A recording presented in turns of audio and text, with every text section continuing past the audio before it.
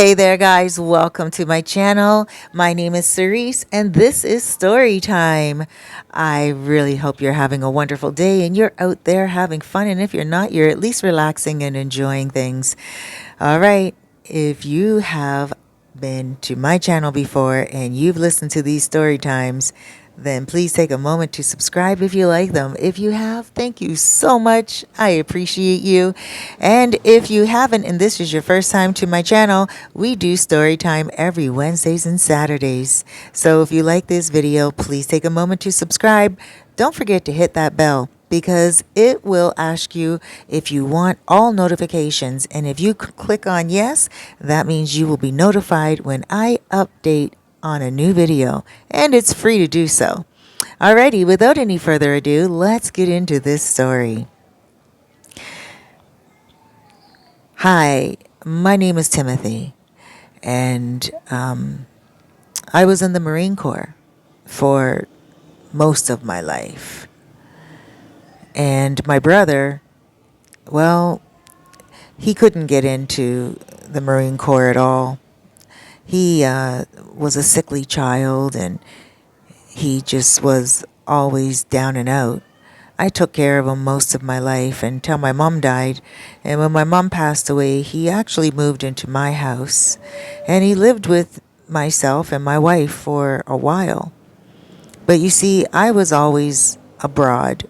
I was always doing something. I can't really talk about what I was doing, but let's just call it special services. And so I was gone most of the time. My brother, he was on disability, so he didn't work. And my wife, she didn't have to work. I provided for everything. And to be honest with you, I didn't want her to work. I met her many years ago when I was young and when I was first in the Marine Corps. And I met her in Japan and brought her back over from Japan to America. And that's where she lived. I married her and we had a child together. And everything was great. And when my brother moved in, everything seemed better. He was helping to take care of my child and also making sure that my wife was happy when I wasn't around. You know, she didn't like sleeping in the house alone, and I made sure I always had the best security system for her, but that was not always enough. Sometimes, when a woman is home alone, they're afraid anyway. So my brother being there was an added security, and he lived in the basement. I made a pretty good income. I wasn't just relying on the services to make sure that I made money. I did some special jobs on the side and made some really good money. So every cent that I made, I would send back home. And my brother, even though he couldn't work and he was on disability, he would do a lot of the yard work and just make sure that everything was running well. And until I got home one day, unexpectedly, I was released unexpectedly. Didn't tell my wife and didn't tell my brother because every time that would happen, they would make a whole big show about it. I'd get home and there'd be like food cooked for days. And, you know, my brother would want me to go out to the bar with them. And it was just sometimes too much of a big show for me. And I wanted to surprise them. I had some gifts for them from abroad. And so when I got to the airport, I had one of my buddies pick me up. This stint that I was gone for 10 months. Now, usually I'm gone for about 4 months or sometimes even 5 months, but 10 months was one of the longer stints. And my buddy, he wanted to drive me home and he wanted to see their reaction because he really liked my wife and he knew my son, he knew my brother and my son. I had a boy with my wife, but he knew my brother and my son. And this buddy of mine was like a part of the family too. So he came into my house with me. And as soon as we opened up the door, right there on the couch was my brother. And he was laying behind my wife on the couch. My son was at their feet, just sitting there watching TV. And my wife had a big belly. And I'm not talking about fat. I'm talking about pregnant. Could you imagine being away for 10 months, paying for the whole house, all the bills for your wife, for your son, for your brother? You open up the door to go in and surprise them, and they're all on the couch together, snuggled up and huddling like a little family on your money. I didn't know what to say. My buddy, he was like, post traumatic stress syndrome, full out. He was ready just to pull out the smoking guns. And he was like, "What?" He screamed out a lot louder than I did. I don't know why I didn't scream out. I was in shock. I was in shock. And it was more pain to see that than it was when I was shot in the leg. I was just, I was, I didn't know what to say. And I still don't know till this day. But what I did do was I stepped back out of the house before I went buck wild. And I knew that child wasn't mine. I didn't have to ask. I was gone for 10 months. How could that baby be mine? So my wife, she couldn't get up off the couch fast enough because she was full too. She was 9 months pregnant. She wasn't expecting me to come home for another few months.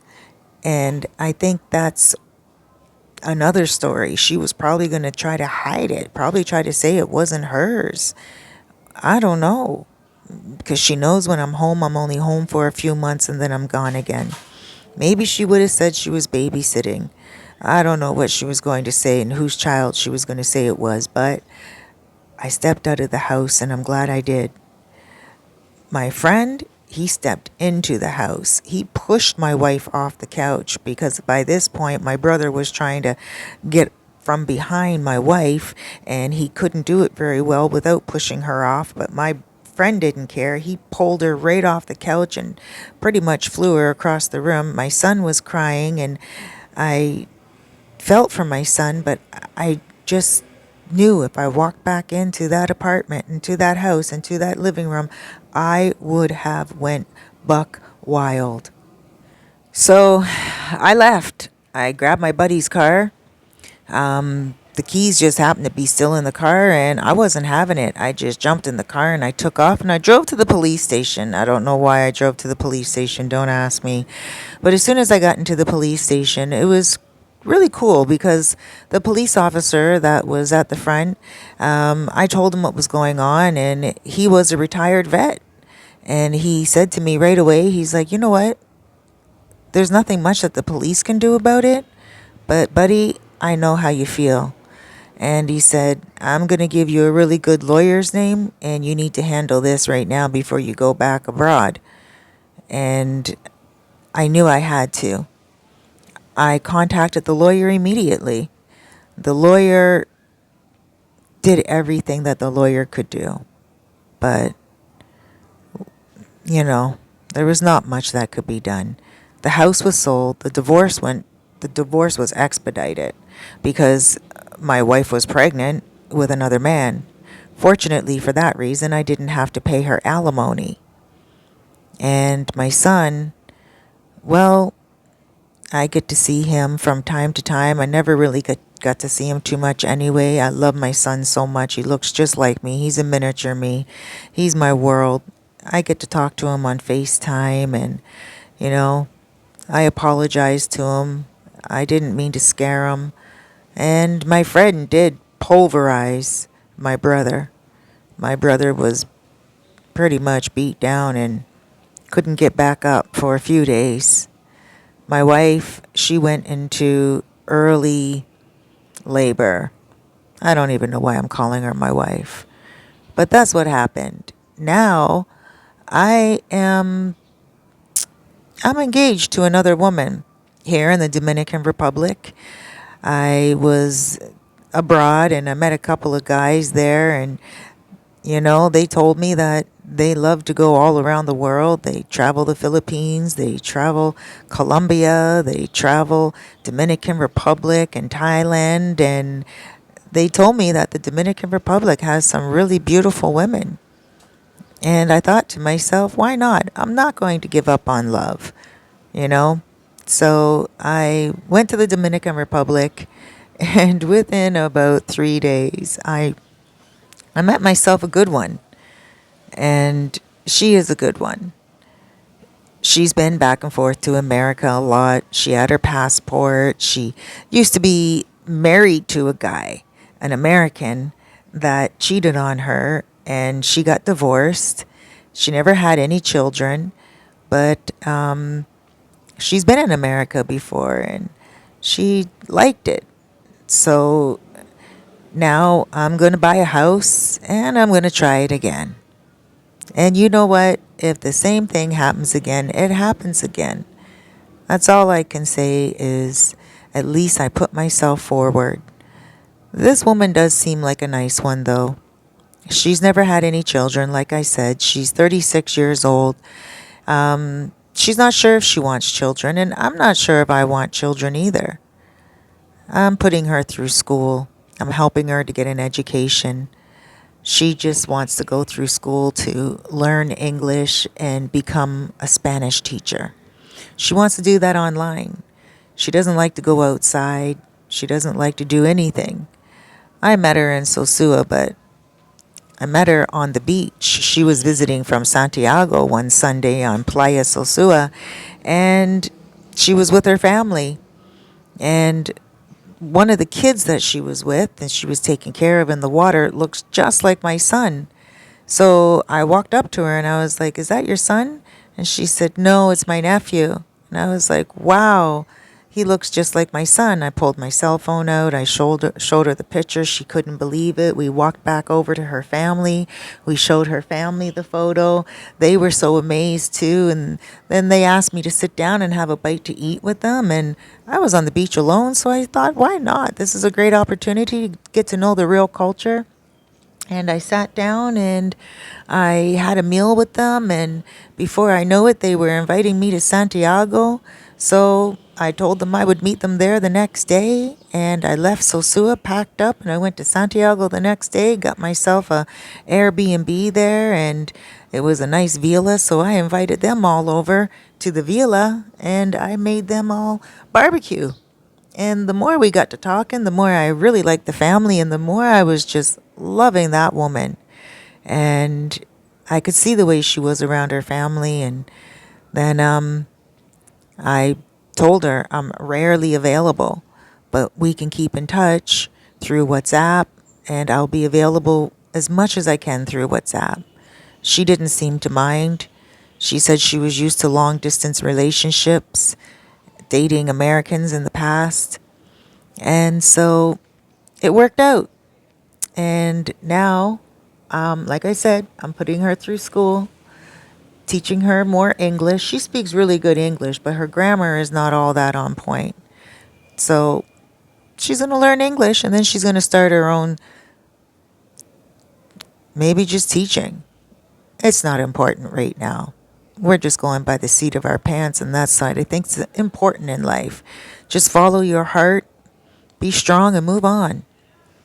Don't put so much faith into love. Put faith into people and love, and you may just be disappointed. But at least if you try, you're going to get somewhere.